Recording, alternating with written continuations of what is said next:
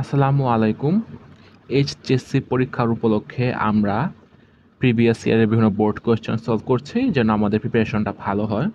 তো আজকে আমরা বায়োলজি ফার্স্ট পেপারের অণুজীব চ্যাপ্টারের রাজশাহী বোর্ড 2022-এ আসা এই সিকিউটা সলভ করব। আমরা সলভিং চলে যাবো, তার আগে অবশ্যই ভিডিওটাকে লাইক দিবে আর চ্যানেলটাতে সাবস্ক্রাইব করবে। তাহলে এখন শুরু করছি। উদ্দীপকে আমরা দেখি নেই রাকিব ও শাহিন অণুজীব নিয়ে গবেষণা করেছেন। রাকিবের গবেষণার বিষয় হচ্ছে অকোষীয় রোগ সৃষ্টিকারী এবং শাহিনের আদিকোষীয় অণুজীব। এই চ্যাপ্টারটা আমরা পড়ে থাকলে, আমাদের চ্যাপ্টার সম্পর্কে আইডিয়া থাকলে আমরা বুঝতে পারছি যে অকোষীয় রোগ সৃষ্টিকারী তার মানে এটা বোঝাচ্ছে হলো ভাইরাস, এবং শাহিনের আদিকোষীয় মানে হলো ব্যাকটেরিয়া। রাকিবের পর্যবেক্ষণে জানা গেল তার অণুজীব মানে রাকিবের অণুজীবটা হলো ভাইরাস। শাহিনের অণুজীবকে ভক্ষণের মাত্রা সংখ্যা বৃদ্ধি করে, মানে ব্যাকটেরিয়াকে ভক্ষণের মাত্রা সংখ্যা বৃদ্ধি করে। ভাইরাস ব্যাকটেরিয়াকে ভক্ষণের মাত্রা সংখ্যা বৃদ্ধি করে। উদ্দীপকটা আমরা সলভ করে ফেললাম। কতে বলা হয়েছে ভিরিয়ন কি? খতে ম্যালেরিয়া পরজীবী দুটি পোষক প্রয়োজন কেন? আমরা কোয়ার খ সলভ করছি, তারপর গো খতে যাব। কতে আমাদেরকে বলা হয়েছে ভিরিয়ন কি? নিউক্লিক অ্যাসিড ও এক ঘরে অবস্থিত ক্যাপসিডের সমন্বয়ে গঠিত সংক্রমণ ক্ষমতা সম্পন্ন ভাইরাস কণাই হচ্ছে ভিরিয়ন। আমরা জানি ভাইরাসের নিউক্লিক অ্যাসিড থাকে, ক্যাপসিড থাকে, তো তাদের সমন্বয়ে গঠিত সংক্রমণ ক্ষমতা সম্পন্ন ভাইরাস সংক্রমণ ক্ষমতা সম্পন্ন হয়। এসবের সংমিশ্রণে তৈরি সম্পূর্ণ ভাইরাস কণাই হচ্ছে ভিরিয়ন। ম্যালেরিয়া পরজীবীতে দুটি পোষকের প্রয়োজনীয়তা আমাদের দেখাতে হবে। আমরা জানি মানুষের মেরুদণ্ডী পোষকেরও লাগে, আবার মশকির মধ্যেও ম্যালেরিয়ার জীবনচক্র সম্পন্ন হয়। তাই দুইটি পোষকের প্রয়োজনীয়তা কেন সেটাই আমরা দেখব। মানুষ তথা মেরুদণ্ডী পোষকের প্রয়োজনীয়তা: নতুন পোষক হিসেবে যৌন প্রজননের শেষ পর্যায়ে মশকির উৎপন্ন স্পোরোজয়েড পুনরায় মশকির দেহে চক্র চালিয়ে যেতে অক্ষম হয়, তখন নতুন পোষক প্রয়োজন হয়। তো নতুন পোষক রূপে মানুষের অর্থাৎ মেরুদণ্ডী পোষকের প্রয়োজন রয়েছে। সাইজোগনি: মেরুদণ্ডী পোষকে অর্থাৎ মানবদেহে হেপাটিক ও ইত্রোসাইজিক সাইজোগনি সম্পন্ন হয়, তার জন্য অবশ্যই মেরুদণ্ডী পোষক দরকার। মশকি তথা অমেরুদণ্ডী পোষক জনজীবন যে চক্রটা সেটা সম্পন্ন করতে দরকার হয়। অমেরুদণ্ডী পোষকের অর্থাৎ মশকির পৌষ্টিক নালীর ভেতরে ও বাহিরে যথাক্রমে গেমিটোগনি ও স্পোরোগনি সম্পন্ন হয় বলে এই যৌনজীবন চক্র সম্পন্ন করতে মশকি এই পোষক অপরিহার্য। স্পোরোজয়েড বাহক: যৌনজীবন চক্রের শেষে উৎপন্ন সচল স্পোরোজয়েডগুলোকে তো মানুষের দেহে বা মেরুদণ্ডী পোষকের দেহে পৌঁছাতে হবে, সেটা পৌঁছানোর জন্য বাহক হিসেবে মশকি অত্যন্ত গুরুত্বপূর্ণ। তো ছিল আমাদের কোয়ার খয়েস। এখন গোয়ার খটা যদি দেখে নেই, ওতে আমাদেরকে বলা হচ্ছে শাইনের ব্যবহৃত অণুজীবটি দৈহিক গঠনের চিহ্নিত চিত্র। শাইনের ব্যবহৃত অণুজীব আমরা দেখেছি আদিকোষীয়, এটা ব্যাকটেরিয়া এবং ভাইরাস ব্যাকটেরিয়াকে ধ্বংস করে। তাহলে শাহিনের অণুজীব হলো ব্যাকটেরিয়া, তার দৈহিক গ্রহণের চিহ্নিত চিত্র আমরা দেখব। শাহিনের ব্যবহৃত অণুজীবটি হলো ব্যাকটেরিয়া, এবং ব্যাকটেরিয়া হলো মোনেরা কিংডমের অন্তর্ভুক্ত আণুবীক্ষণিক আদিকোষীটা আমরা অবশ্যই মনে রাখতে হবে, ব্যাকটেরিয়া আদিকোষী।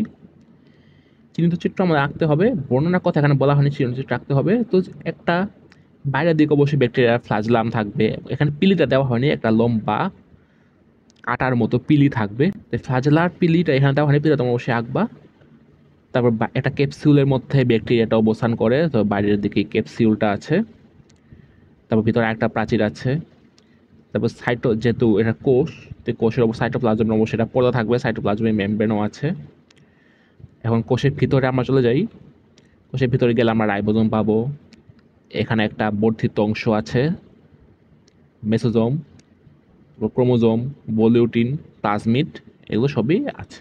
তো এটা আমার সিম্পল একটা চিত্র, একেবারেই এটা আমরা এঁকে দিতে পারবো। এটা ক্যাপসুল থাকবে, ক্যাপসুলের ভেতরে প্রাচীর থাকবে, সেই প্রাচীরের ভেতরে সাইটোপ্লাজমিক মেমব্রেন, এবং সাইটোপ্লাজমিক মেমব্রেনের ভেতরে অবশ্যই যেসব সাইটোপ্লাজমিক বিভিন্ন অঙ্গাণু ব্যাকটেরিয়া থাকে সেগুলো থাকবে। তো যদি আমাদের গোয়ের সলভ, এখন আমরা খতে চলে যাই। খতে আমাদেরকে রাকিব যে পর্যবেক্ষণ করেছিল সেটা হলো যে তার অণুজীব, রাকিবের অণুজীবটা হলো অকোষীয়, তার মানে সেটা হলো ভাইরাস। ভাইরাস যে ব্যাকটেরিয়াকে ভক্ষণের মাধ্যমে সংখ্যা বৃদ্ধি করে সেটা আমাদেরকে বিশ্লেষণ করতে হবে। আমরা আগেই বলেছি রাকিবেরটা হলো ভাইরাস, শাহিনেরটা হলো ব্যাকটেরিয়া। ভাইরাস ব্যাকটেরিয়াকে ভক্ষণের মাধ্যমে সংখ্যা বৃদ্ধি করে, এগুলো আমরা উদ্দীপকেই দেখেছি। এবং এসব ভাইরাস ব্যাকটেরিওফাজ নামে পরিচিত, মানে ব্যাকটেরিয়াকে ধ্বংস করে। ব্যাকটেরিওফাজ বলতে আমরা বুঝাই হলো ভাঙা, ভক্ষণ করা, ফাজ দিয়ে আমরা এটা বোঝাই। তাই ব্যাকটেরিওফাজ বা ব্যাকটেরিয়াকে ধ্বংস করে, ব্যাকটেরিয়াকে ভাঙে, তাদেরকে ব্যাকটেরিওফাজ ভাইরাস বলে। এবং T2 ব্যাকটেরিওফাজ ভাইরাস ইকোলাই ব্যাকটেরিয়াকে ভক্ষণ করে সংখ্যা বৃদ্ধি ঘটায়, যে তার বিশ্লেষণ।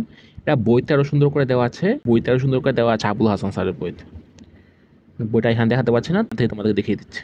সংযুক্তি: টিকটিউ ব্যাকটেরিওফাজ ভাইরাস সাধারণত ইকোলাই ব্যাকটেরিয়াকে আক্রমণ করে, এবং এই সংযুক্তিটা হয় হলো ইকোলাই ব্যাকটেরিয়ামের কোষ প্রাচীরে ফাজ প্রোটিনের রিসেপ্টর সাইট, সেখানে এই সংযুক্তিটা হয়।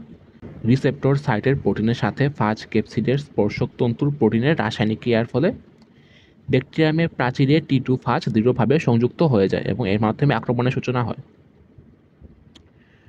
স্পর্শক তন্তুর সংকোচন: এ পর্যায়ে যে স্পর্শক তন্তু দিয়ে সংযুক্ত হয়েছে, এই সংকোচনের ফলে বেস প্লেটটি ব্যাকটেরিয়ার কোষ প্রাচীরের সংস্পর্শে আসে। T2 ব্যাকটেরিওফাজ ভাইরাসের যদি তোমরা গঠনটা জানো, তার যে বেস প্লেট থাকে সেটি ব্যাকটেরিয়ার কোষ প্রাচীরের সংস্পর্শে আসে এই স্পর্শক তন্তুর সংকোচনের মাধ্যমে। ফাজ ডিএনএ অনুপ্রবেশ: এ সময় ফাজের লেজ থেকে, মানে ব্যাকটেরিওফাজ ভাইরাসের লেজ থেকে লাইসোজাইম এনজাইম নিঃসৃত হয়, যা ব্যাকটেরিয়া কোষ প্রাচীরের মিউকোপেপটাইড স্তরকে দ্রবীভূত করে একটি সূক্ষ্ম ছিদ্র তৈরি করে। এটা মনে করো দরজা, এই দরজা দিয়েও ঢুকবে। এই ছিদ্রের মধ্য দিয়ে বাজের ডিএনএ ব্যাকটেরিয়া কোষে প্রবেশ করে, খোলসটা সেটা বাইরেই থেকে যায়। সংশ্লেষ বা অনুলিপন: ফাজ ডিএনএ পোষক কোষের অভ্যন্তরে প্রবেশ করার পর তা পোষক কোষের, মানে যে ব্যাকটেরিয়ার আরএনএ পলিমারেজ ব্যবহার করে ফাজ এমআরএনএ তৈরি করে। ফাজ এমআরএনএ পরে প্রোটিন তৈরি করে। আমরা জানি আরএনএ থেকে প্রোটিন তৈরি হয়, এবং একটি বিশেষ প্রোটিন ইকোলাই ডিএনএকে খণ্ড বিখণ্ড করে নষ্ট করে দেয়। তাহলে ইকোলাই ডিএনএকে খণ্ড বিখণ্ড নষ্ট করে দেয়, তার মানে ফাজ ডিএনএর যে প্রতিদ্বন্দ্বী ছিল ইকোলাই ডিএনএ, সেটা এখন ধ্বংস হয়ে গেল। তার মানে তার এখন আর কোনো প্রতিদ্বন্দ্বী নেই, এবং সে নিজ ইচ্ছা মতো নতুন ফাজ ডিএনএ প্রতিলিপন করে নেয় এবং ফাজ কোড প্রোটিন তৈরি করে। বিভিন্ন দেহাংশে একত্রিত হওয়া: পোষক কোষ অভ্যন্তরের প্রতিটি ফাজ ডিএনএ একটি কোড প্রোটিনের মাথার অংশে প্রবেশ করে, পরে ক্রমান্বয়ে মাথার অংশের সাথে লেজের শেষ প্রান্তে স্পর্শক তন্তু, স্পাইক ইত্যাদি সংযুক্ত হয়ে পূর্ণাঙ্গ ব্যাকটেরিওফাজ তৈরি হয়। সে তার দেহের বিভিন্ন অংশকে জোড়া লাগিয়ে একটা ব্যাকটেরিওফাজ হিসেবে আত্মপ্রকাশ করে।